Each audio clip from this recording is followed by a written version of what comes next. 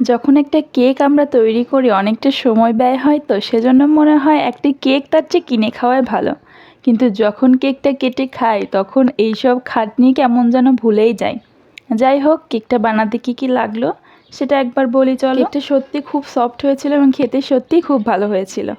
তো কী কী লাগছে সেটা একবার তোমাদের দেখিয়ে দেব। 1 কাপ ময়দা, 1 চামচ বেকিং পাউডার, 2 চামচ গুঁড়া দুধ ভালো করে ছেঁকে একটু মিশিয়ে নিয়েছি, একটা ডিম ভেঙে নিয়েছি, কুসুমটাকে আলাদা করে নিব। এবার বিটারের সাহায্যে ডিমের সাদা অংশটা বিট করে নিচ্ছি। এবার পরিমাপ মতো চিনি ব্লেন্ড করে গুঁড়ো করে নিয়েছি, সেটা দিয়ে দিব। 1 চামচ তেল আর দিয়ে দিব কুসুম। এবার ভালো করে বিট করা হয়ে গেলেই ভ্যানিলা এসেন্স দিয়ে আর একটু বিট করে নিয়েছি। ময়দা, গুঁড়া দুধ, বেকিং পাউডারের ছাঁকনি দিয়ে ছেঁকে যে মিশিয়ে নিয়েছিলাম সেটা দিয়ে দিব। ভালো করে মেশানো হয়ে গেলে কেকের ব্যাটার রেডি। আমি কেক বেক করব সেটা হচ্ছে প্রিহিট করে নিয়েছি। এবার শুধু কেকটা হওয়ার জন্য অপেক্ষা করব।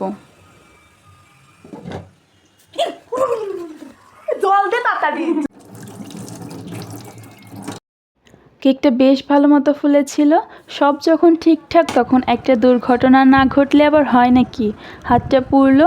তবে কেকটা ফুলেছে এতেই আমি খুশি। এবার বলি কেকটা কেন বানালাম। ফেসবুকে রিলস দেখছিলাম, তো হঠাৎ কেক বানানোর ভিডিও আমার সামনে আসলো। মা বলে উঠলো, আমারে কবে কেক বানাবি?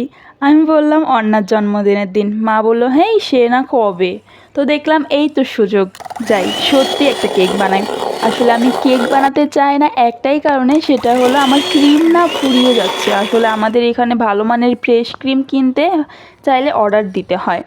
আসল কথা, আমাদের এখানে ফ্রেশ ক্রিমটা কিনতে পাওয়া যায় না, পাবনা থেকে কিনে এনেছিলাম, সেজন্য ক্রিমটাকে বেশি ব্যবহার করতে মন চায় না। যাই হোক, বকবক করতে করতে আমার কেকটা বানানো হয়ে গেছে। আসলে আমি তেমন কেক ডেকোরেশন করতে পারি না, আর আসল কথা কেকের ডেকোরেশন করার সময় ক্রিম গলে একদমই ডেকোরেশন করা যায় না।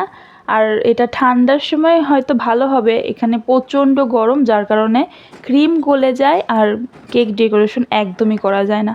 আমি যখন ভিডিও দেখি তখন মনে করি কত সহজ, কত সুন্দর। আসলে একটা কেক ডেকোরেশনের পেছনে যে কত পরিশ্রম থাকে সেটা আসলে নিজে ট্রাই না করলে আসলেই বোঝা যায় না। ওকে, দেখা হচ্ছে নেক্সট ভিডিওতে। Bye bye.